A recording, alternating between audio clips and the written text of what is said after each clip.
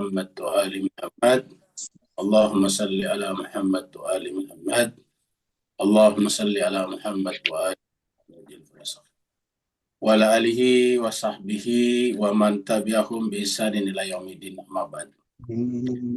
Masyiral muslimin rahimakumullah, kita bersyukur dengan syukur yang setinggi-tingginya karena Allah Subhanahu wa taala masih memberikan kepada kita berbagai macam kenikmatan lahir dan batin, imani ataupun ilahi, juga masalah duniawi, sehingga kita masih bisa bersua dan berjumpa di tempat yang penuh barokah ini dalam rangka untuk membaca dan menghayati ayat-ayat suci Al-Quran, tadarus dan tadabbur Al-Quran. Pada malam hari ini kita sudah sampai di ayat yang ke-76 ya. Pada malam hari ini kita sudah sampai di 76 sampai 80. Jadi hari Senin yang lalu ayatnya 71 sampai 75. Maka pada malam hari ini kita akan bahas 76 sampai 80. Jemaah sekalian, dari awal kita sampaikan bahwa kalau sebelumnya ayat 71 sampai ayat 75 itu penekanannya berbicara tentang imam.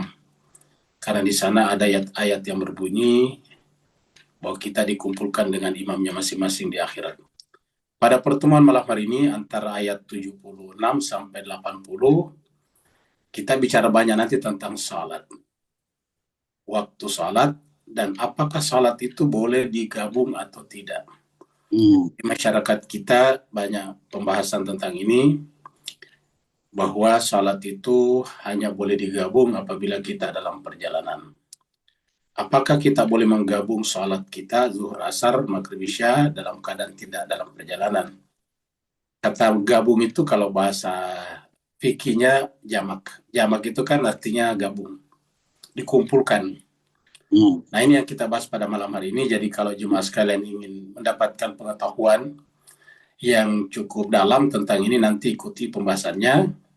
Karena pada malam hari ini kita akan membahas ayat-ayat berkenaan dengan ini cukup panjang.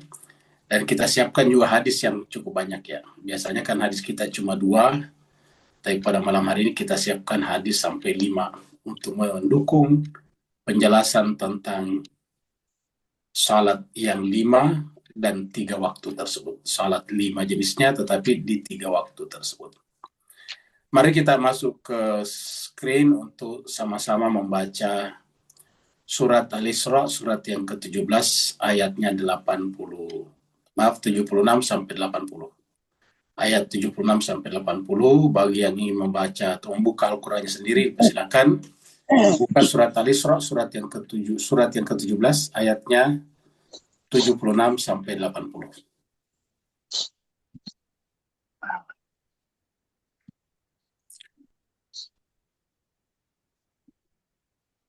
A'udzu billahi minasy syaithanir rajim. Bismillahirrahmanirrahim.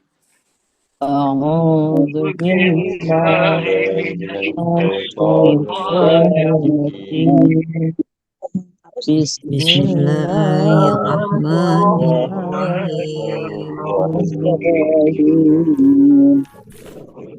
وإن كادوا ليستفزونك من الأرض ليخرجوك منها وإن كادوا ليستفزونك من الأرض ليخرجوك منها وإذا لا يلبثون خلافك إلا قليلا وإذا لا يلبثون خلافك إلا قليلا سنة من قد أرسلنا قبلك من رسلنا سنة من قد أرسلنا من رسلنا ولا تجد لسنتنا تحويلا ولا تجد لسنتنا تحويلا.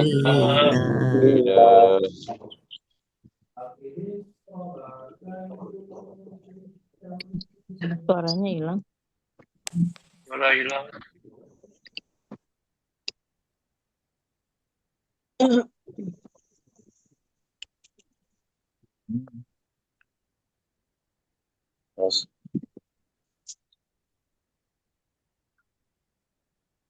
Iya nih, oke. Musola kali dulu. Kalau tuh Iya. ditentang aja campur hati. أقم الصلاة لدلوك الشمس إلى غسق الليل وقرآن الفجر أقم الصلاة لدلوك الشمس إلى غسق الليل وقرآن الفجر إن قرآن الفجر كان مشهودا إن قرآن قرآن الفجر كان كان مشهودا مشهودا ومن الليل فتهجد به نافلة لك ومن الليل فتهجد فتهجد به به نافلة عسى أن يبعثك ربك مقاما محمودا عسى أن يبعثك ربك مقاما محمودا وقل رب أدخلني مدخل صدق وأخرجني مخرج صدق وقل رب أدخلني مدخل صدق وأخرجني وأخرجني مخرج صدق واجعل لي من لدنك سلطانا نصيرا واجعل لي من لدنك سلطانا نصيرا. صدق الله العلي العظيم. صدق الله العلي العظيم. اللهم صل وسلم وزد وبارك على رسول الله وآله على رسول الله آله الأطهار. اللهم صل على محمد وآل محمد. اللهم صل على محمد. اللهم صل على محمد.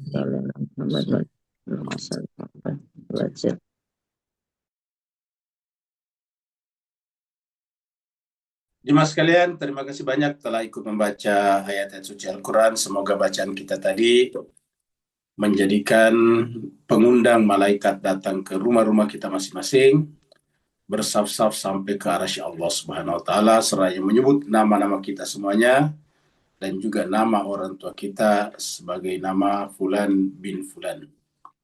Kita teruskan surat 17, surat Al-Isra. Al-Isra artinya perjalanan malam. Surat ini turun di Mekah. Karena turun di Mekah maka disebut dengan surat Makkiyah. Jumlah ayatnya ada 111 ayat. Dan terakhir kita sudah baca sampai ayat yang ke-75.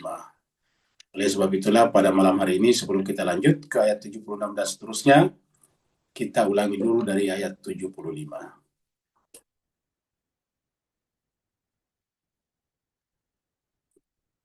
Di ayat 75 Allah SWT berfirman, A'udzubillahi minasyaitonirrajim, Bismillahirrahmanirrahim. Idzal la'adzaqnaka di'fal hayati wa di'fal mamat, tsumma la tajidu laka alaina nasira.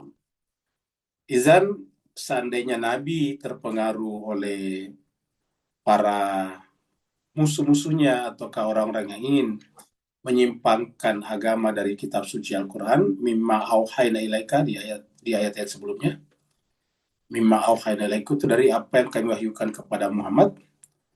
Kalau seandainya Nabi seperti itu, maka otomatis dia akan dapatkan hukuman berlipat ganda di dunia dan berlipat ganda juga setelah mati. Sumala tajidulaka alaina nasira. Kemudian tidak menemukan lagi penolong selain daripada kami, daripada Allah. Apakah ini ayat untuk Nabi? Jawabannya tentu tidak, karena Nabi tidak mungkin terpengaruh. Tentu ini untuk kita semuanya.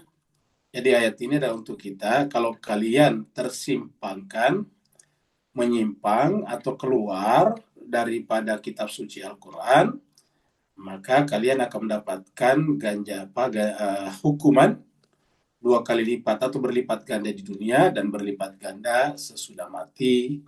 Kemudian nanti di sisi Allah tidak ada lagi penolong, tidak ada pemberi syafaat.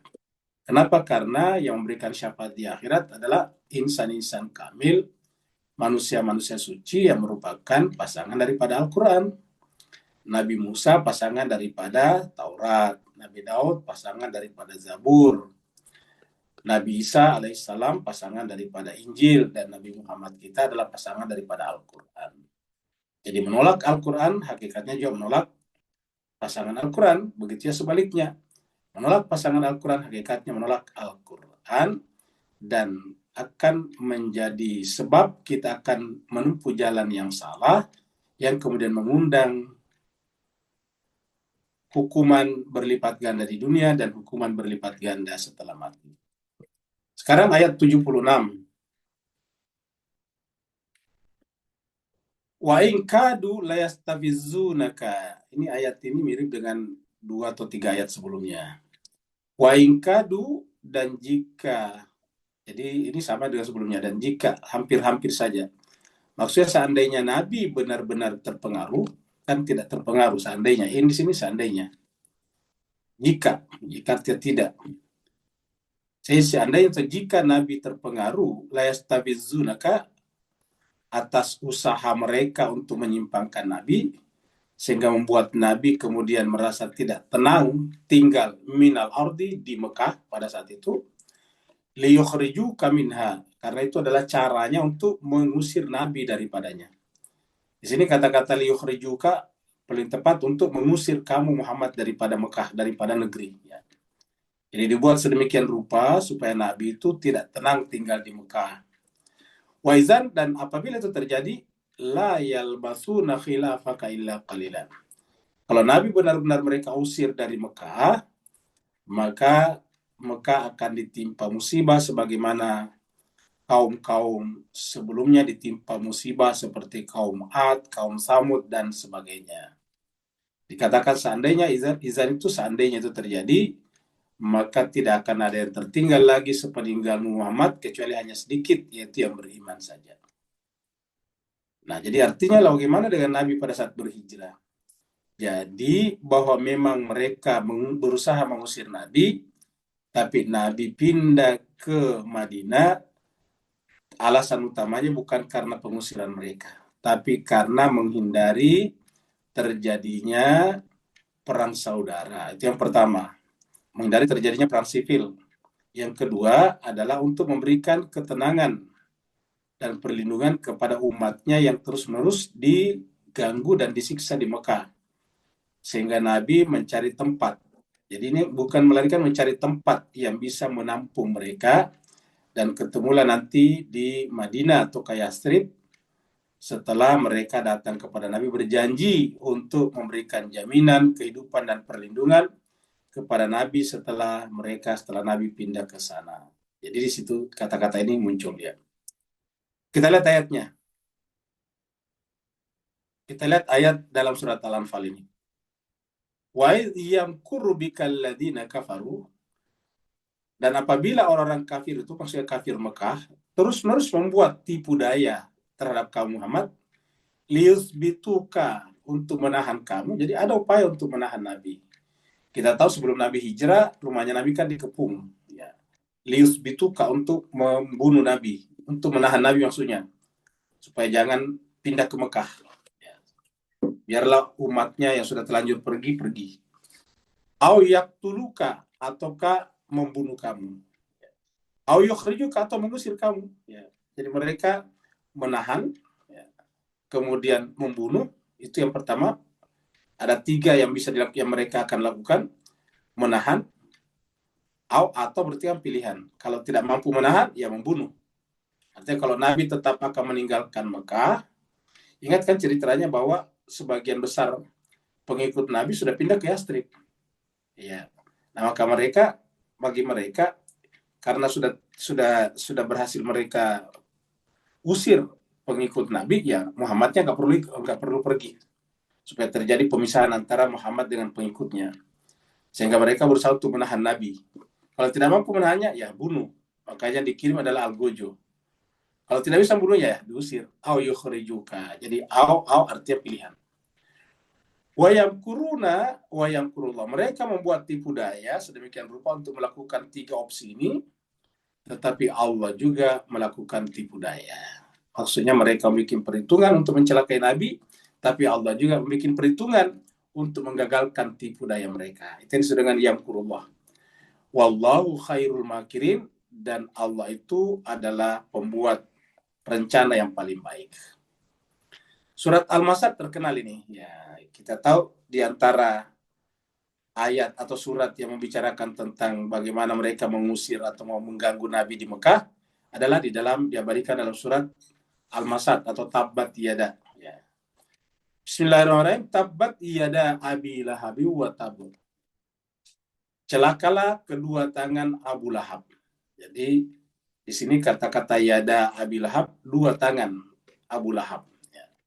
Abu Lahab ini adalah pamannya Nabi sendiri, ya.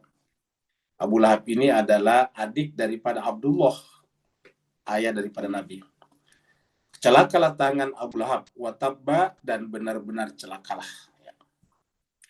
Ma'agna anhu maluhu wa ma'kasabu. Abu Lahab ini kaya, tetapi kekayaannya dan perbuatannya tidak bisa membantunya atau tidak berguna dalam rangka mencederai Nabi atau menghentikan upaya Nabi menyampaikan apa yang Allah wahyukan kepadanya. Sayasla naran zata lahabin. Sebaliknya, Allah atau dialah yang akan dimasukkan ke dalam neraka. Dia, Abu Lahab, akan masuk ke neraka zata lahabin, yang memiliki api yang sangat besar. Siapa lagi? Wamratu, dan istrinya juga. Karena bersama istrinya lah hammalatal hatab, kemana-mana menyebarkan hoax, menyebabkan berita tidak benar tentang Nabi. Hammalatal hatab, secara bahasa membawa kayu bakar. Kayu bakar kan artinya memprovokasi orang untuk melawan Nabi. Jadi artinya bahwa istri Abu Lahab adalah menjadi provokator besar di dalam menentang Nabi di Mekah. Dan kita tahu Imratu di sini, istrinya di sini adalah saudara daripada Abu Sofyan. Hamalatal hatab fi jidha hablum min masad. Jadi yang terjadi adalah justru dia yang mengalungkan di lehernya sabut yang akan membakarnya. Masad itu sabut kelapa itu kan gampang terbakar. Ya, sabut kelapa dulu juga dibikin tali itu dikalungkan di lehernya, dan kalau itu terjadi mematikannya dan membakarnya. Jadi ini adalah satu surat ini adalah mengabadikan bagaimana upaya untuk menghalangi Nabi seperti dalam ayat ini.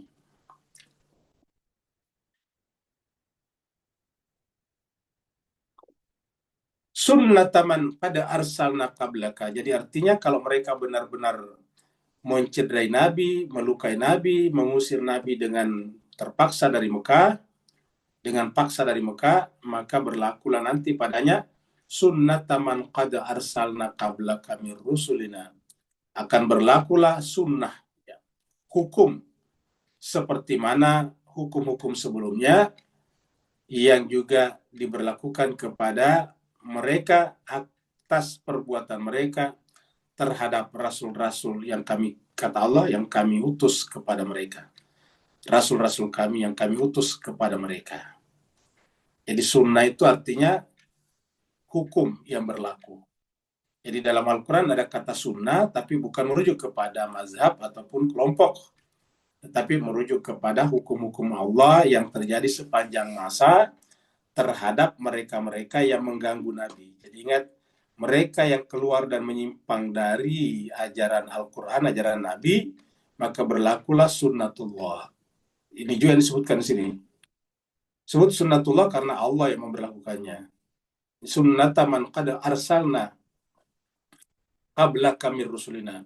Sunnah-sunnah yang terjadi kepada rasul-rasul yang kami utus sebelum kaum Muhammad, yaitu di mana kaumnya dibinasakan, seperti kaumnya Nabi Nuh, kaumnya Nabi Hud, kaumnya Nabi Saleh, kaumnya Nabi Syuaib, Madian, kaumnya Nabi Lut di Sodom dan Gomora. Wala tajidu li sunnatina tahwila, dan sunnah kami itu tidak pernah berubah. Jadi kata sunnah di dalam versi Al-Quran itu adalah hukum yang Allah terapkan kepada kaum-kaum yang melanggar kitab suci, yang menyimpang, yang keluar dari ajaran Nabi yang murni, yang asli. Maka berlakulah sunnatullah padanya, sunnah. Jadi ini makna sunnah di dalam Al-Quran. Kita lihat surat Al-Hijr. Surat Al-Hijr itu surat 15 dan 13. Allah katakan, la yu'minuna bihi wa qad khalat sunnatul awalin. Karena mereka tidak beriman kepada Al-Quran, ini Al-Quran ini, ya. Maka qad khalat sunnatul awalin, berlakulah sunnatul awalin. Ketentuan-ketentuan yang juga terjadi pada umat-umat sebelumnya. Al-awalin itu yang terdahulu. Jadi kita lihat penyebab terjadinya sunnatul awalin kepada sunnah-sunnah adalah ketika mereka tidak mengimani Al-Quran. La yu'minu bihi, berlakulah sunnah. Jadi sunnah itu diberlakukan atau terjadi pada mereka yang tidak mengimani Al-Quran. La yu'minu bihi wa qad khalat sunnatul awalin. Surat Kahfi, surat 18, ayat 55. Wa ma mana'an nasa ay yu'minu iz ja'ahumul huda. Dan apa yang menghalangi manusia itu an yu'minu, untuk beriman, ketika ja'ahum, datang kepada mereka al-huda, petunjuk, yaitu Al-Quran maksudnya. Wa yastaghfiru rabbahum, dan apa yang menyebabkan mereka terhalang untuk istighfar kepada Tuhannya. Illa anta tiyahum sunnatul awalin, karena perbuatan mereka yang tidak beriman kepada petunjuk, ketika petunjuk itu datang kepadanya, itu kitab suci, dan juga mereka tidak mau istighfar kembali kepada Tuhannya, maka mereka akan didatangkan kepadanya anta tiyahum sunnatul awalin, akan datang kepadanya sunnatul awalin. Jadi kata sunnah selalu berkaitan dengan orang yang tidak beriman, orang yang keluar daripada petunjuk. Jadi selalu kata-kata sunnah dalam Al-Quran terkait dengan orang yang tidak beriman dan tidak mengimani petunjuk di sini. Aw ya'tiyahumul adabu qubula. Akhirnya kalau yang datang kepadanya bukan sunnatul awalin, maka yang datang bisa lebih berat lagi, yaitu adab yang berat besar. Qubula itu artinya ya datang langsung. Qubula itu berhadapan-hadapan. Jadi adab yang datang langsung, ya langsung, tidak menunggu akhirat. Jadi al-adabul qubula, mendapatkan azab yang besar. Jadi sunnah Allah itu tidak berubah.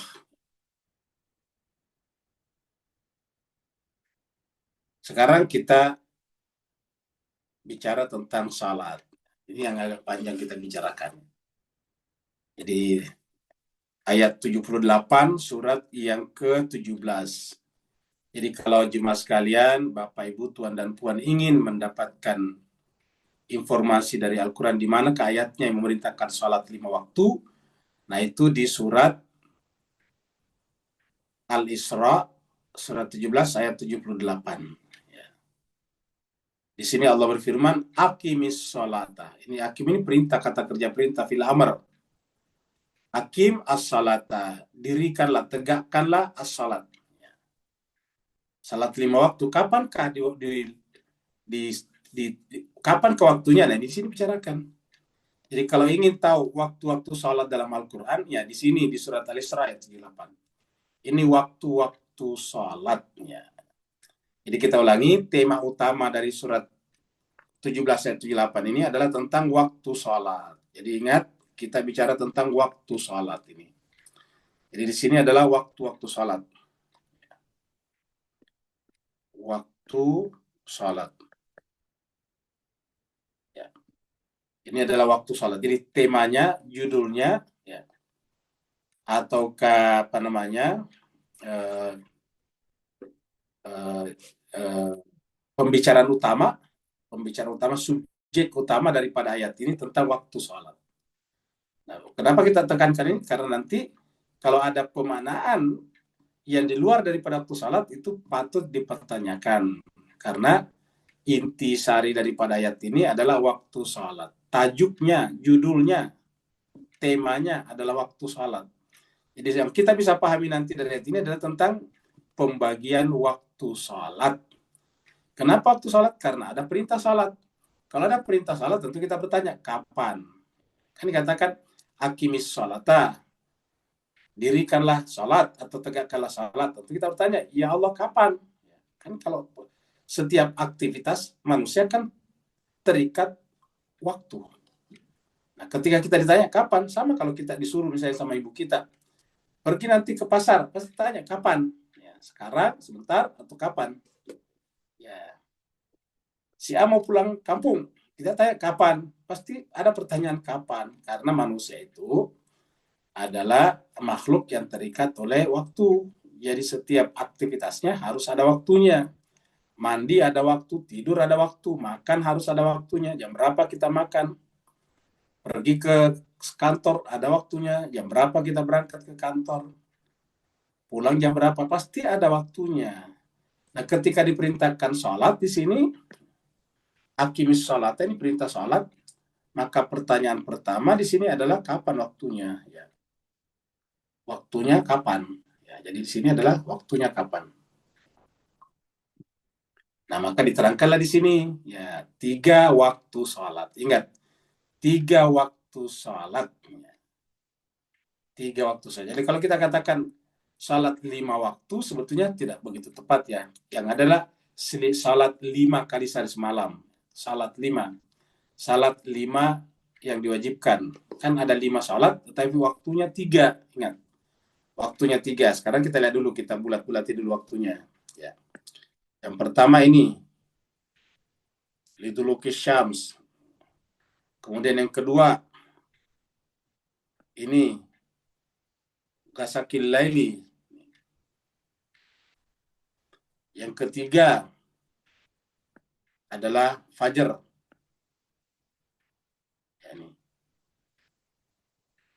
Nah, jadi kita lihat ada 3.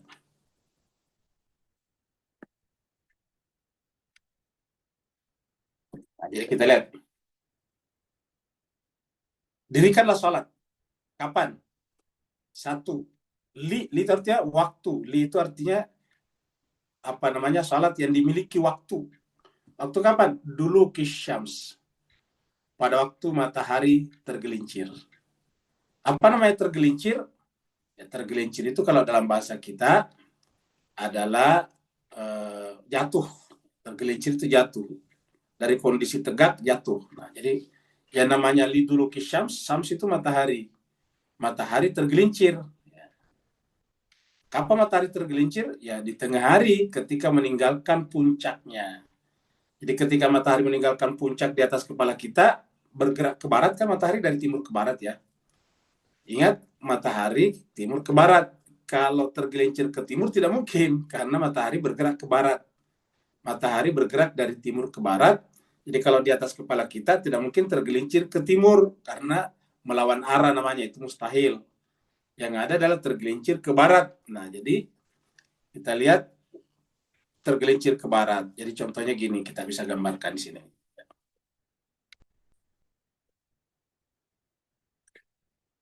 Nah, di sini kita lihat dulu. Di sini, anggaplah di sini kita, ya, anggaplah ini ada, sorry.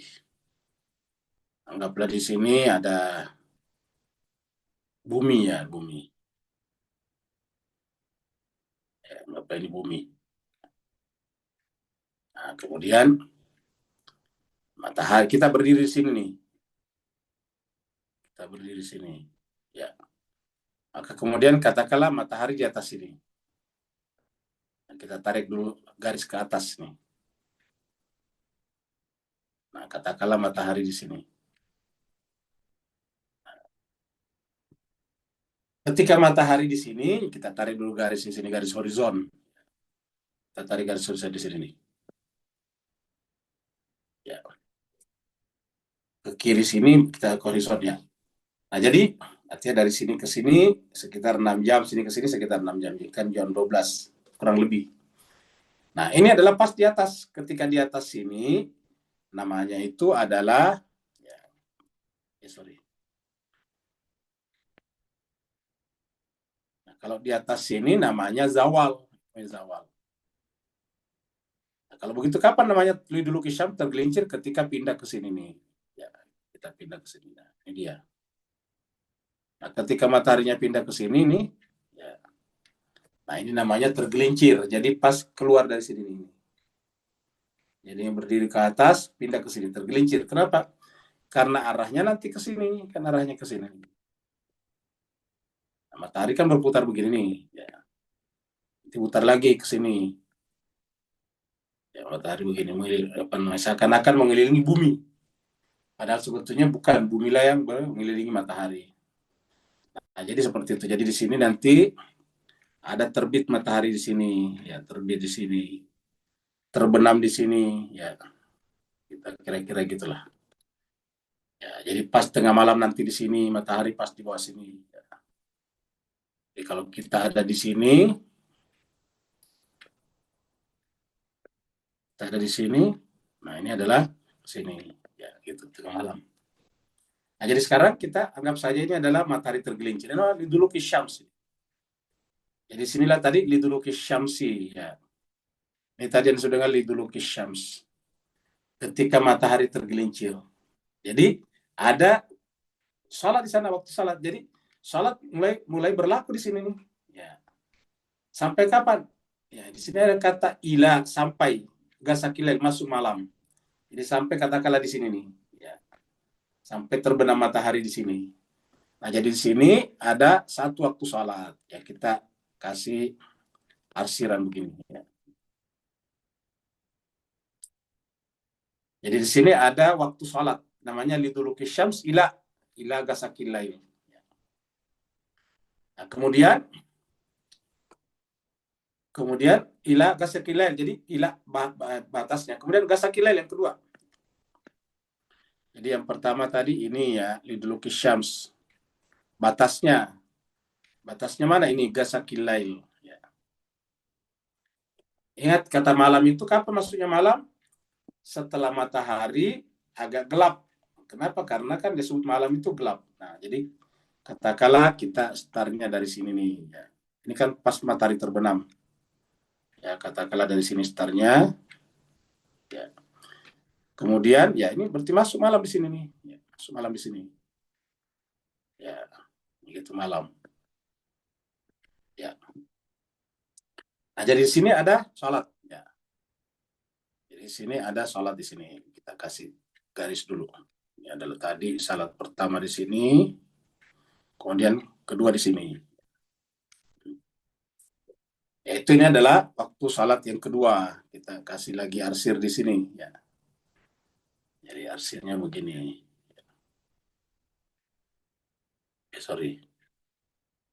Arsir di sini. Nah, di sini. Nah, kemudian Ya, sebetulnya bisa sampai di sini nih. Sampai kapan? Kita lihat dulu batasnya. Kemudian wa Qur'an al-fajr dan fajar. Ini kata-kata fajar di sini. Jadi muncul yang ketiga, waktu ketiga. Sini adalah fajar. Ya. Kapankah fajar itu? Fajar itu dua macam, fajar kadhib dan fajar shadik. Disebut salat itu fajar shadik. Ya, katakanlah kurang lebih, ya katakanlah 1 jam atau ya 1 jam sebelum, tapi katakanlah ya, saya tidak persiskan ya karena itu adalah berubah-ubah. Jadi katakanlah di sini nih, ya katakanlah di sini, ya di sini, ya di sini ada di sini. Nah, apa sebabnya ketika matahari sudah di sini, ketika matahari di sini sudah ini memancar ke atas, ini sudah mulai muncul di sini berkas-berkasnya, namanya fajar. Fajar itu kan nanti memancar. Jadi kalau kita lihat dari sini, kalau kita berdiri di sini kan nggak kelihatan matahari sih, masih di bawah, tapi berkas cahayanya sudah mulai kelihatan di atas sini. Ya, gitu. Jadi makanya kita sebut di sini adalah fajar di sini. Jadi di sini ada waktu fajar. Ya. Di sini ada waktu fajar. Nah, kita kasih arsir lagi satu di sini. Kita arsir di sini. Ya. Nah, kira-kira gitu. Nah, jadi dengan demikian ini bisa sampai di sini tadi. Bisa sampai di sini. Sampai menjelang subuh. Nah, jadi kita lihat, walaupun nanti bisa dibatas-batasi karena ada salat tahajud di sini. Nanti di ayat berikutnya. Jadi kita lihat di sini jemaah sekalian ya. Jadi di sini ada salat di sini, ya, waktu salat. Nah, sekarang karena salatnya 5, nah siangnya salatnya berapa? Nah, salatnya tentu 2 di sini, yaitu salat zuhur dan asar nih. Salat zuhur dan asar. Jadi kita kasih garis miring ya, zuhur azar. Dan di sini adalah maghrib isya. Maghrib isya i ya. Kemudian di sini yang merah ini adalah subuh. Salat subuh. Nah, ini dia. Ini adalah salat subuh. Jadi lihat jemaah sekalian, ada 5 salat, zuhur, asar, maghrib, isya, subuh. Zuhur, asar, maghrib, isya, subuh. 5 ya. Tapi ingat 3 waktu. Ya. Waktu pertama, liduluki syams sampai sini. Yang kedua adalah sampai masuk fajar. Ya. Walaupun tentu kalau kita salat tahajud di sini berarti sudah habis waktunya di sini kalau sudah salat tahajud ya. Karena nanti ada di ayat berikutnya wa minal laili fatahajjad bihi. Sebagian malam berarti diambil sebagian tahajud. Nah, jadi zuhur asar mulai daripada matahari tergelincir, liduluki syams sampai matahari terbenam. Yang kedua maghrib isya mulai daripada gelap, awal gelap sampai kemudian masuk waktu fajar. Itu adalah maghrib isya secara umum karena kita belum bicara tentang salat tahajud. Kemudian nanti salat subuh paling pendek ini adalah dari sini sampai di sini karena terbit matahari sudah habis waktunya. Terbit matahari di sini. Ya.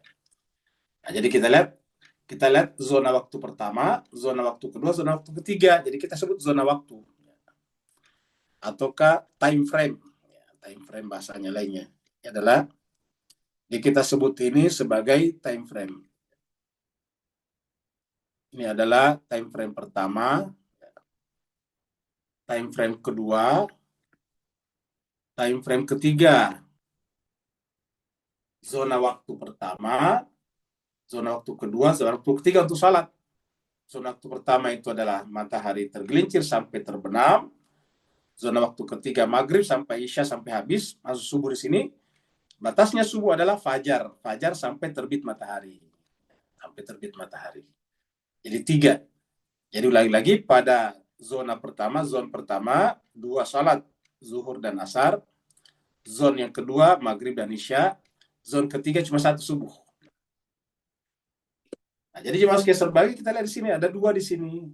Nah, maka apakah dua-duanya ini harus dipisah atau tidak? Nah, nanti kita lihat salat kita sebetulnya ada 3 macam. Sebelum kita terangkan, kita sampaikan bahwa pelaksanaan, ya, kita sebut di sini pelaksanaan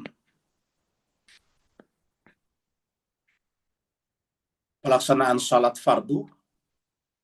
Kita sebut saya salat fardu ya, salat wajib. Itu ada ada 3 macam.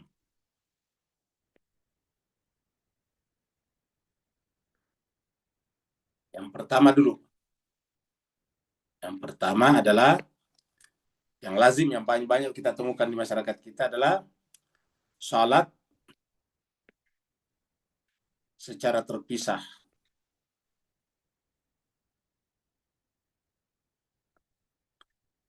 Terpisah itu artinya zuhur dulu, setelah kemudian beberapa saat, kira-kira 2,5 jam ya, antara zuhur, asar, kemudian asar, kemudian maghrib, kemudian isya, kemudian subuh, fajar ya, subuh.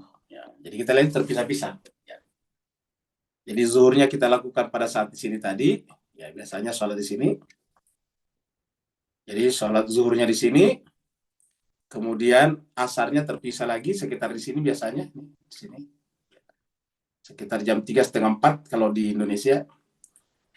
Kemudian yang kedua adalah maghrib, setelah matahari terbenam agak gelap sini. Kemudian isya, ya, setelah maghrib atau sekitar sudah gelap, di sini agak gelap, sini sudah gelap. Kemudian subuh, fajar di sini nih. Ya. Ini namanya terpisah-pisah. Salat secara terpisah. Salat fardu, ingat Pak, salat fardu judulnya di sini. Judulnya kita pembicaranya ini adalah salat fardu ya.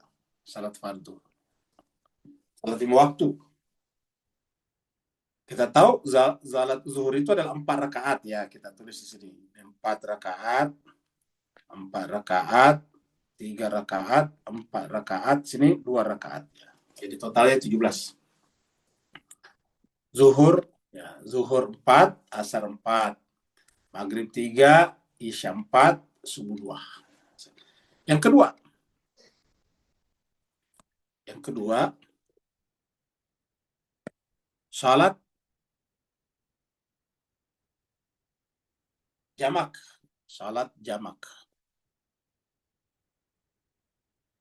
Jamak ini bahasa Arab, artinya dikumpulkan, disatukan. Dikumpul. Apa artinya dikumpul? Kita lihat sini. Ya. Jadi di sini kita lihat zuhur, asar. Di sini kita kasih tanda strip ya. Zuhur, asar. Kemudian maghrib, isya. Kemudian subuh. Dengan tetap zuhur 4, kemudian asar 4, maghrib 3, isya 4, di sini 2. Nah, ini salat jamak namanya, dikumpul.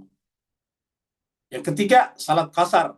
Ingat ya Mas kalian. Yang ketiga, salat qasar. Jadi ada 3 jenis itu salat kita yang biasa kita temukan di masyarakat. Yang ketiga adalah salat qasar.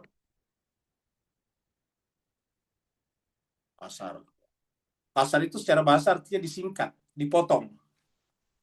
Ya. Jadi qasar itu artinya dipotong, di-korting, di-discount. Ya. Jadi dikosor. Ya. Yaitu kita lihat di sini kurang sama dengan di atas ini. Sini juga adalah zuhur, asar, kemudian maghrib, isya, kemudian subuh. Nah, bedanya adalah di sini 2, sini 2, sini 3, sini 2, sini 2. Nah, jadi jemaah sekalian, ada 3 jenis salat kita sebetulnya. Ya. Salat secara terpisah yang sering kita lakukan, jam 11:30 azan, jam 11:30 katakanlah jam 12 yang kita bulatkan, jam 12 azan, habis itu salat 4 rakaat salat zuhur. Dan setelah itu nunggu kira-kira jam 3:30 atau jam 3 azan lagi, salat 4 rakaat lagi terpisah ya. Kemudian nanti matahari terbenam, azan lagi, salat 3 rakaat, nunggu kemudian pada saat gelap, azan lagi, salat 4 rakaat isya. Kemudian subuh, fajar tadi 2. Jadi totalnya ini adalah 4, 12, tambah 5, 17 rakaat. Yang kedua, salat jamak. Dikumpul saja, tidak diqasar. Nah, yaitu habis salat zuhur langsung asar. Ya, 4 zuhur, 4 asar. Jadi tidak dipisah seperti ini. Maghrib 3, habis maghrib langsung isya. Tetap 3 dan 4. Ya, 4 di sini. Jadi tidak ada dikurangi. Ya. Kemudian subuh 2. Pertanyaan, kenapa ini tidak bisa digabung ke sini? Misalnya kita zuhur terus asar maghrib. Atau isya ke subuh. Jawabannya tidak bisa karena tadi time frame-nya berbeda ini. Ya. Time frame-nya berbeda. Zone-nya berbeda. Ya, tidak boleh asar masuk ke sini karena zone-nya berbeda. Ada pembatasnya di sini. Yang boleh digabung adalah yang satu zone, satu time frame. Ya. Ini digabung adalah zone-nya sama time frame. Di sini tidak bisa digabung ke sini, tidak bisa juga ini digabung ke sini. Subuh tidak bisa dipercepat ke sini, subuh juga tidak bisa diperlambat ke sini. Subuh harus berdiri sendiri. Kenapa? Time frame-nya berdiri sendiri. Nah, jadi kita ulangi, kenapa yang bisa digabung? Karena time frame. Zone-nya sama. Time zone-nya sama. Kenapa yang bisa digabung? Ya karena time zone-nya sama, yaitu malam. Jadi sholat kita itu 3, siang, malam, dan subuh, fajar. Siang, malam, fajar. Siang 2 sholat, zuhur asar. Kemudian malam 2 sholat, maghrib dan isya. Dan fajar 1 sholat, itu sholat subuh. Ini lagi-lagi, siang, liduluki syams, 2 sholat, yaitu zuhur dan asar. Kemudian, malam, 2 waktu sholat, 2 jenis sholat, yaitu maghrib dan isya. Dan fajar hanya 1, yaitu subuh. Nah, makanya pada nomor 2, salat jamak hanya zuhur dan asar boleh. Tidak boleh ditarik ke sini. Ini hanya ini. Ya. Maghrib isya juga tidak boleh, isyanya ditarik ke belakang. Atau subuhnya ditarik ke sini, tidak boleh. Jadi zuhur, asar, maghrib isya. 4, 4, 3, 4. Kemudian salat qasar. Nah, itu kalau salat qasar ada syaratnya. Salat qasar itu adalah bepergian, safar. Ya, masing-masing mazhab berbeda, ada yang sampai 87 km, ada yang 22,5 dari perbatasan kota, macam-macam. Pokoknya syaratnya di sini adalah safar. Ya. Kalau di sini tidak ada syaratnya, nanti kita lihat hadis-hadisnya. Ini salatnya qasar, salatnya safar. Jadi kalau safar baru qasar. Nih, qasar. Di Quran semuanya ada, lengkap di dalam Al-Quran.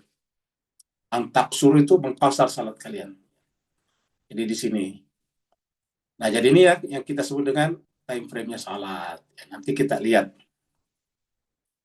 Nah, jadi Al-Quran mengatakan, aqimis salata liduluki syamsi ila ghasaqil laili wa Qur'an al-fajr. Inna Qur'an al-fajri kan masyhuda. Jadi pertama adalah pada waktu matahari tergelincir, kemudian masuk malam, kemudian fajar. Ya. Dan yang menarik adalah ketika menyebut salat itu menggunakan kata Quran. Kenapa? Karena waktu kita salat itu wajib baca Quran, Al-Fatihah, dan setelah itu baca surat. Ya, jadi kalau kita salat yang dibaca itu Al-Quran, bukan yang lain. Bukan hadis, apalagi bukan puisi-puisi. Ya, yang dibaca itu adalah Al-Quran.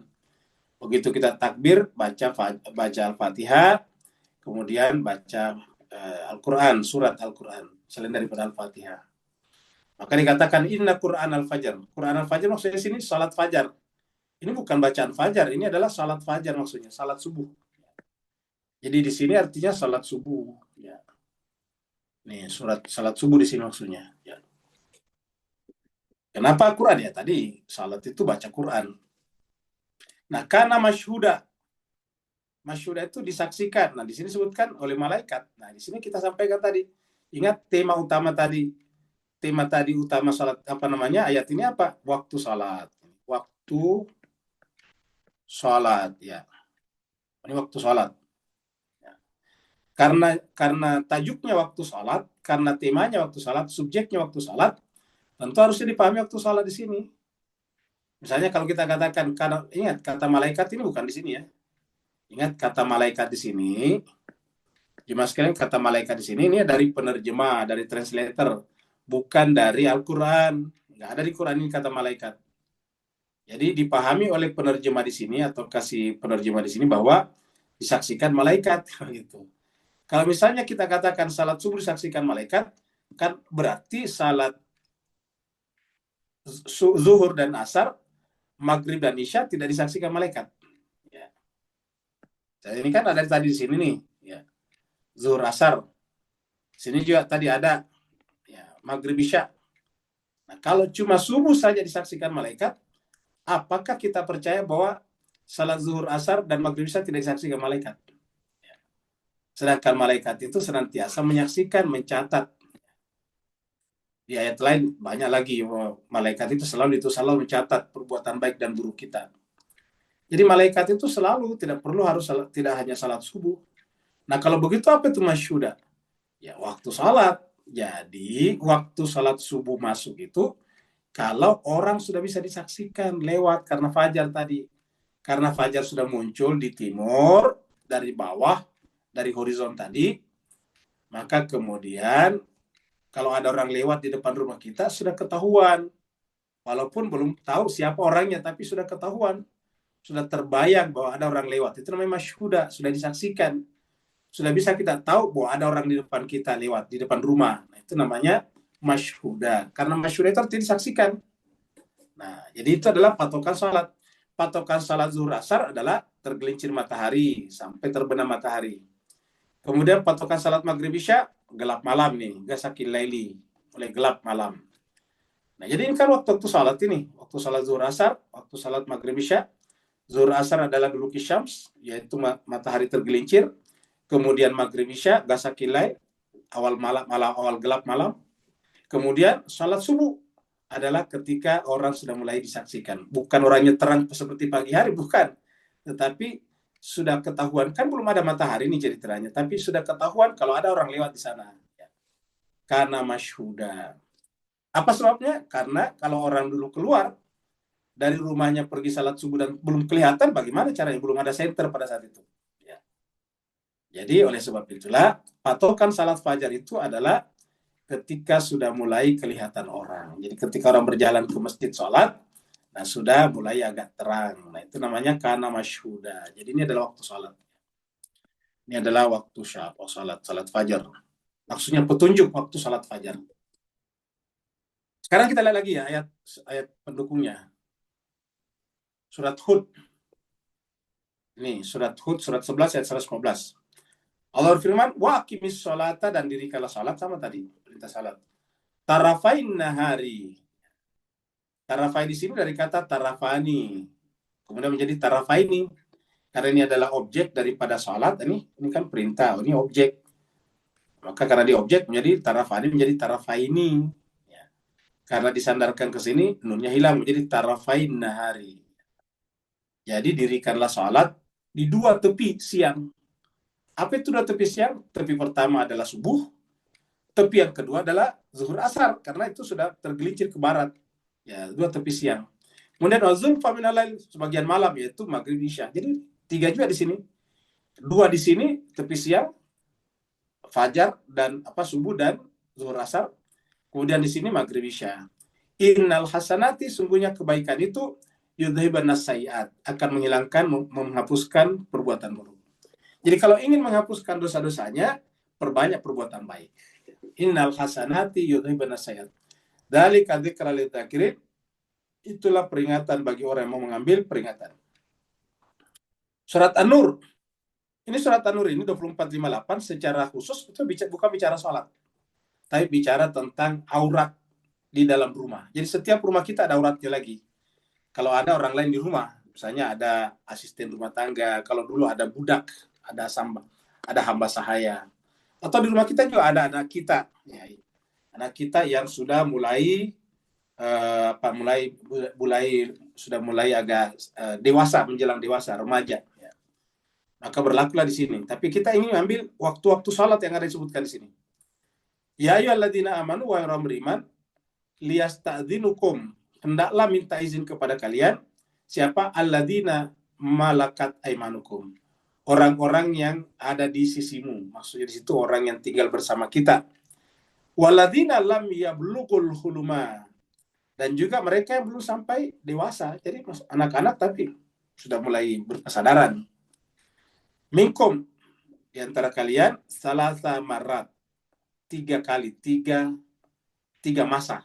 Kita sebutnya 3 masa. Yang pertama, min qabli salatil fajar. Sebelum salat fajar. Ini disebut di sini salat fajar.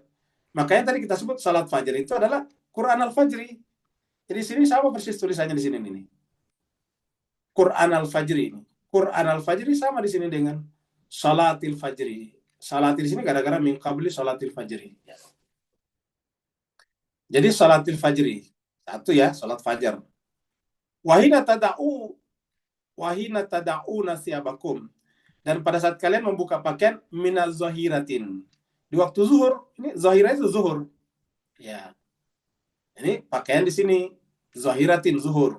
Ya. Wa min ba'di salatil isya dan sesudah salat isya. Nah, kan berarti 3 di sini. Makanya maghrib itu terkadang disebut dengan isya pertama, kemudian yang isya kedua. Begitu juga asar itu disebut dengan zuhur kedua. Jadi zuhur pertama, zuhur kedua. Kenapa disebut dengan zuhur? Karena zuhur itu artinya nampak, masih terang. Ya, jadi terang. Makanya salat siang pertama, zuhur. Salat siang kedua, asar. Nah, kan ini zahirah itu siang sebetulnya, terang. Isya ini sudah mulai agak malam. Isya itu secara bahasa mungkin petang. Ya. Jadi ketika mulai agak gelap pertama, ya, disebut maghrib, gelap kedua, isya. Jadi kesimpulannya di sini 3. Yang pertama adalah fajar, kemudian zuhur, dan isya. Sehingga zuhurnya 2 kali. Ya, isyanya 2 kali juga. Isya pertama namanya maghrib, 3 rakaat. Isya kedua 4 rakaat. Di sini zuhur pertama 4 rakaat, zuhur kedua asar 4 rakaat juga. Salasu auratim lakum. Itulah 3 aurat bagi kalian. 3 aurat bagi kalian. Jadi tidak boleh masuk di kamar kita pada saat itu. Nah, jemaah sekalian terbaik, karena ini panjang kita sampai di sini saja. Karena kita cuma ingin mengambil kata fajar, zuhur, dan isya. Kita lanjut lagi.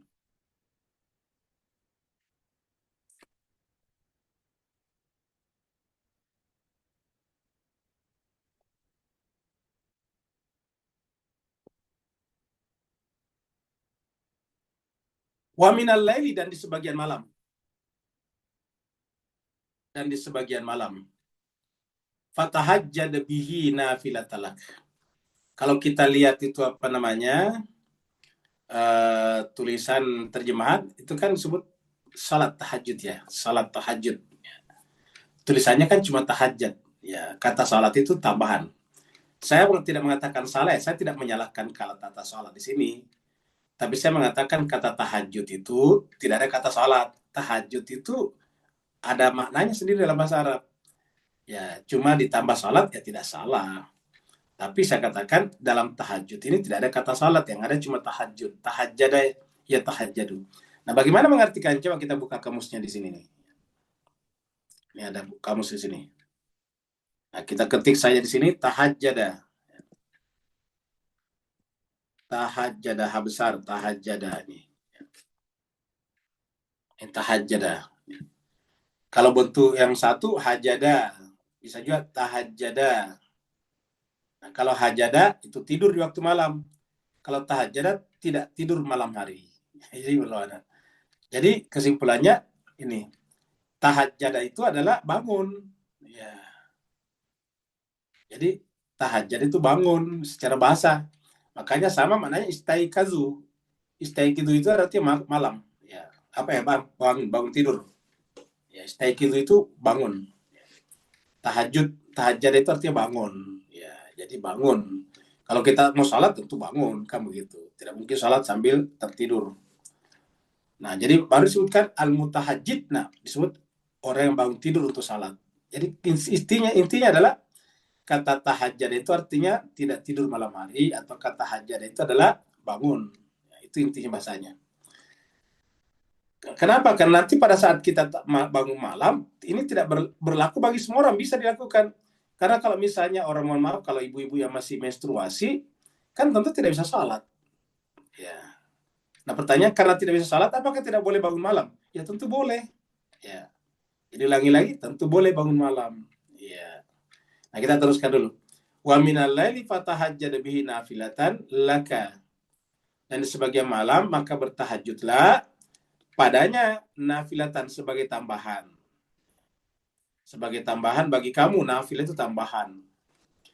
Asa mudah-mudahan ayyabu asaka dengan rajin tahajud ini, ayyabu asaka rabbuka, Tuhanmu mengangkatmu, membiksa kamu masuk ke dalam maqam mahmuda, maqam tempat kedudukan, level mahmuda yang terpuji. Apa itu mahmuda? Yang mengikuti Muhammad. Karena Mahmud ini dari kata Hamidah Yahmadu juga. Hamidah Yahmadu, Ahmad, Muhammad, Alhamdu, semuanya satu kata. Mahmud, ya. Jadi adalah maqam mahmuda. Jadi tempat yang terpuji. Jadi rajin bangun malam bisa membuat kita menjadi maqam mahmuda. Apa yang dilakukan malam hari? Ya, bisa salat, bisa juga tidak. Kenapa? Karena tadi ada orang yang bahkan tidak boleh salat sama sekali. Contohnya tadi wanita yang habis melahirkan juga, wanita yang masih datang bulan atau haid misalnya, itu kan tidak boleh salat malam. Ya. Maksudnya tidak boleh salat ya, tidak wajib, tidak boleh salat karena dalam keadaan masih kotor. Tapi bukan berarti tidak boleh bangun. Ya. Nah, sekarang kita lihat lagi ayatnya di sini nih. Surat Al-Insan, surat 76 ayat 26. Allah berfirman, wa minal laili, dan di sebagian malam, fasjud, sujudlah. Nah ini barulah muncul di sini sujud, maksudnya salat. Lau padanya, wasabihu, dan bertasbihlah. Jadi bisa juga bertasbih, walaupun tasbih bisa diartikan juga dengan salat. Ya. Jadi sujudlah. Jadi sujud bisa bermakna secara umum salat, bisa juga bermakna ya perdalamlah ketaatanmu, perenunganmu, sebagaimana malaikat-malaikat sujud kepada Adam, tidak seperti iblis. Jadi fasjud lahu, wasabbihu, dan bertasbihlah kepadanya, kepada Allah, lailan tawila, malam yang panjang. Jadi bisa menggunakan malam yang panjang, lailan tawila, wasabbihu lailan tawila. Kemudian ini surat As-Saffat, surat 37 ayat 138. Wabil laili, dan di waktu malam, afala ta'qilun. Nah, kan berarti bahwa bisa kita gunakan waktu malam tadi itu tahajud untuk berpikir, merenung ini. Ya. Di malam hari kenapa kalian tidak menggunakan akal? Kenapa tidak melatih akalnya? Bagaimana cara melatih akal di malam hari? Misalnya dengan baca Quran sambil tadabur. Itu ta'qilun itu. Kalau kita baca Quran sambil tadabur itu adalah menggunakan akal. Yang kedua, bisa baca buku yang bermanfaat. Ya, bermanfaat bagi perkembangan rohani kita. Atau bisa juga tafakur. Afala ta'qilun, tafakur. Tafakur, ta'akul. Ya. Jadi afala ta'qilun. Jadi bisa seperti, intinya adalah ada kata akal di sini. Jadi artinya rajin bangun malam harusnya meningkatkan kualitas akalnya orang. Bangun malam membuat orang menjadi semakin rasional. Bangun malam membuat orang semakin cerdas menggunakan akalnya. Afala ta'qilun. Ya. Kita lanjut lagi. Ayat terakhir. Nah, doa. Ini pentingnya doa. Apa isi doanya? Ini dia. Terutama kalau kita habis tahajud, ya, atau salat, kan tadi habis salat dengan tahajud. Salat 5 waktu, salat 5 kali di ayat 78, salat tahajud atau tahajud di ayat 79, kemudian ayat 80 adalah doa. Wakul, dan berdoalah. Kita artikan ini berdoalah. Rabbi, wahai Tuhanku, adkhilni mudkhala sidqin. Masukkanlah aku dengan cara masuk yang baik. Sidqin. Wa akhrijni, dan keluarkanlah aku mukhraja sidqin, dengan cara keluar yang baik. Waj'alli min ladunka sultanan nasira, dan jadikanlah bagiku dari sisimu sultanan, kekuatan, nasira, yang menolong. Arti ayat ini bisa luas, bisa sempit. Bisa diperluas, bisa dipersempit. Diperluas artinya apa? Setiap saat kita keluar dari suatu keadaan dan masuk kepada keadaan yang lain. Malam ini kita keluar dari siang tadinya, dan kita sekarang sedang bergerak menuju keluar dari malam, dan nanti akan masuk ke siang lagi. Jadi begitulah seterusnya kita. Waktu itu adalah menggerakkan kita. Kata gerak itu artinya masuk dan keluar. Masuk kepada waktu yang baru, keluar dari waktu yang lama. Jadi selalu begitu. Nah, bisa juga bermakna lebih sempit lagi, yaitu urusan. Keluar dari urusan yang lama, masuk pada urusan yang baru. Meninggalkan urusan lama tanpa masalah. Sehingga kita masuk pada urusan baru juga tanpa masalah. Karena kalau kita meninggalkan urusan lama dengan masalah yang belum selesai, masuk pada urusan berikutnya pasti tambah banyak masalahnya, bertumpuk masalahnya. Nah, seperti itu banyak lagi. Ya. Ada yang mengartikannya hidup, keluar dari hidup masuk kepada kehidupan berikutnya. Jadi bisa bermacam-macam. Nanti kita lihat bagaimana petunjuk Al-Quran tentang ini. Tapi intinya adalah doa adalah Rabbi adkhilni mudkhala sidqin wa akhrijni mukhraja sidq waj'al li min ladunka sultanan nasira. Ya, ini adalah sangat baik untuk kita baca selalu. Jadi doa sebaik-baiknya doa adalah doa yang diajarkan Al-Quran. Kita khawatir jangan sampai kita berdoa berdasarkan hawa nafsu kita juga. Sehingga apa yang terjadi, doa kita bukan menghilangkan ego kita, tapi memperbesarnya. Doa bukan melepaskan kita dari ikatan ego dan hawa nafsu, tetapi justru semakin menguatkan ikatan kita dengan ego dan hawa nafsu kita. Coba kita lihat ayat-ayat berikut ini. Surat An-Nisa. Surat 431. In tajtanibu kaba'ira ma tunhauna anhu. Jika kalian menjauhi perbuatan dosa-dosa besar, ma tunhauna anhu yang kami larangkan melakukannya, nukaffir ankum, kami akan menutupi, menghapus dari kalian sayiatikum, kesalahan-kesalahan kalian, ataukah potensi-potensi keburukan kalian kami redam. Wa nudkhilukum, dan kami akan masukkan kalian mudkhalan karima, ke dalam masuk yang mulia. Nih, tempat masuk nudkhilukum mudkhalan karima. Jadi kata mudkhalan karima sama tadi. Ya, apa tadi di sini? Mudkhalan sidq. Kalau di sini kan tadi adalah mudkhala sidq. Ya. Di sini mudkhala karima, mudkhalan karima. Jadi yang sama. Kalau mau karima pasti harus benar. Ya, kalau tidak benar nggak bisa jadi karima. Nah, apa yang dimaksud di sini jemaah sekalian ini adalah step-step atau tingkatan-tingkatan, marhala-marhala perjalanan rohani. Ya. Jadi pertama kita tadinya nafsunya adalah nafs amarah. Amarah itu masih melakukan dosa-dosa besar di sini. Nah, kita akan keluar dari nafs amarah masuk kepada nafs lawama. Ya.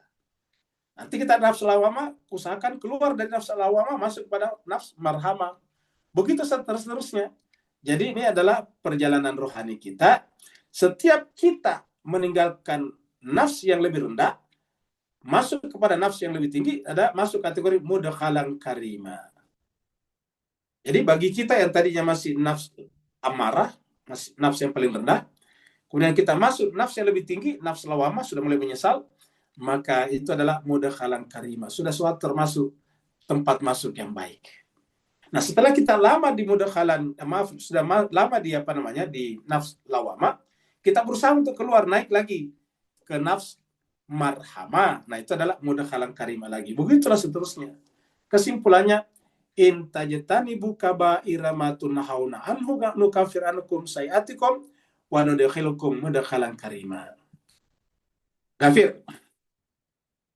Walaqad arsalna Musa, sungguh kami telah mengutus Nabi Musa bi ayatina, dengan membawa ayat-ayat kami, yaitu kitab Taurat dan mujizat, wasultanin mubin, kekuasaan yang nyata. Nah, tadi dalam doa kita sultanan nasira, ini waja'alli min ladunka sultanan nasira. Nah, bagaimana caranya tadi dapat Nabi Musa ini? Yaitu melalui kitab suci. Jadi kita bisa dapatkan sultanan mubin atau kesultanan nasira di sini apabila kita melalui Al-Quran. Lagi-lagi melalui Al-Quran.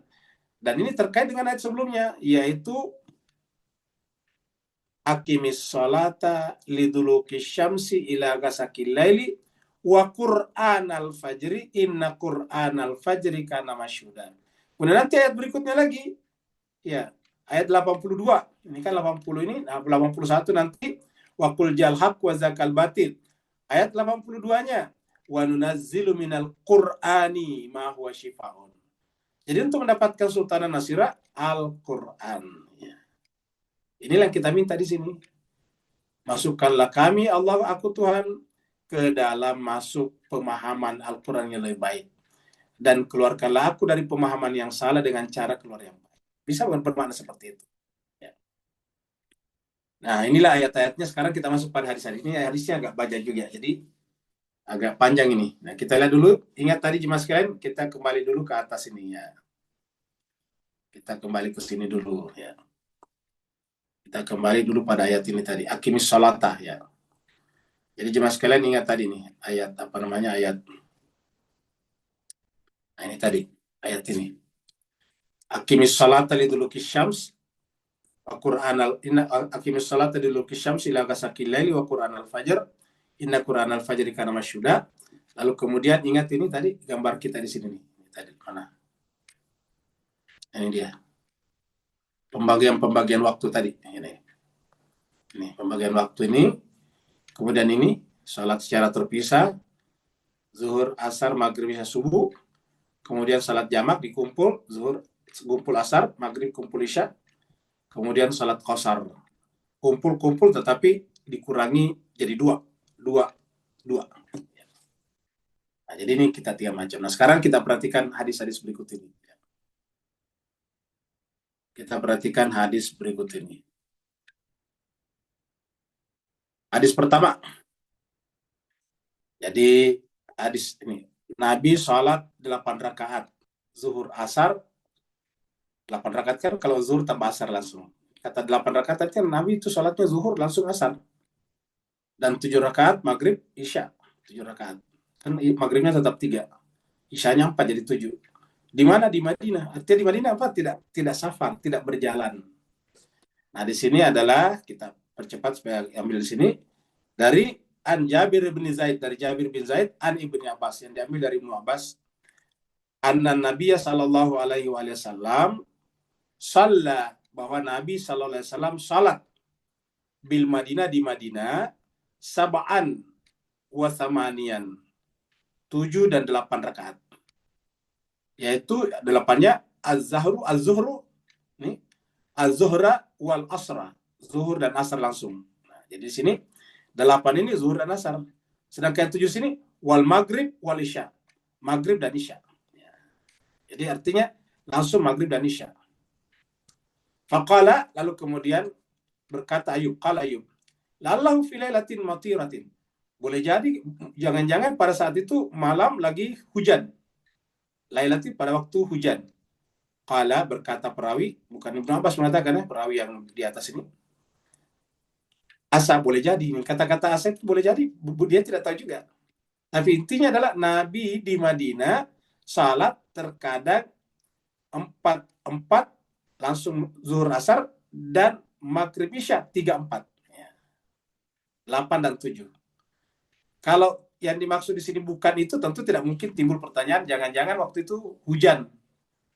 Jadi artinya dia mengatakan jangan-jangan hujan, katakan boleh jadi. Nah, ini hadisnya dari mana? Bukhari. Nah, tapi ingat, dia katakan boleh jadi, artinya dia tidak tahu. Nah, jawabannya ada pada hadis berikutnya. Ini ulangi, jawabannya ini ada di hadis berikutnya. Ini adalah hadis Bukhari nomor 510. Ya. Ini adalah kata-katanya di sini. Asa boleh jadi. Ini boleh jadi. Kenapa? Karena si perawi mengatakan la'allahu boleh jadi malamnya hujan, fi lailatin matiratin.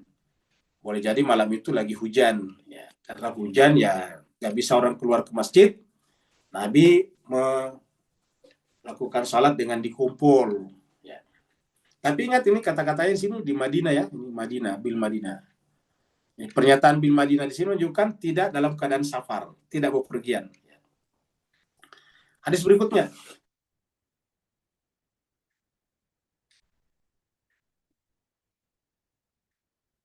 Ya, ini adalah, jadi perhatikan juga ya perawi terakhirnya tadi ya. Perhatikan juga di sini. Ya. Nah, perhatikan juga di sini. Jadi kita tandai dulu di sini. Selalu perhatikan ini perawinya. Nih. Adalah Ibnu Abbas ini, Ibnu Abbas. Siapa Ibnu Abbas? Nanti kita tahu, nanti kita lihat. Ya.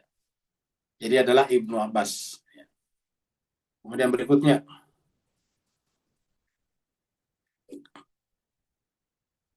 ini adalah hadis Nasai, Imam Nasai nomor 597.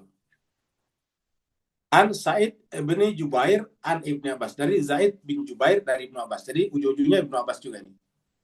Ibnu Abbas juga, ya.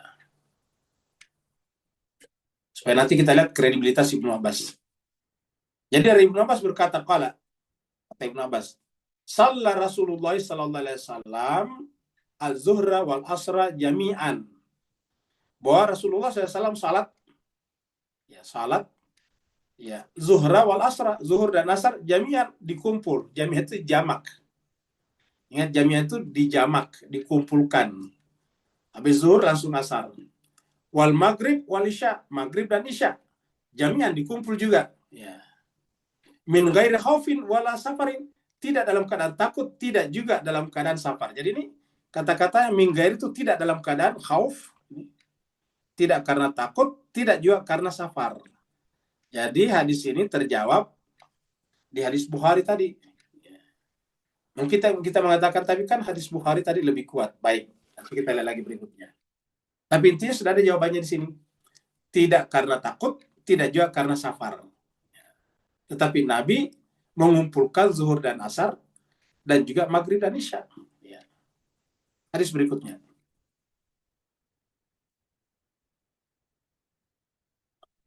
Kita kasih judul, Rasulullah tidak ingin memberatkan umatnya. Ini alasannya.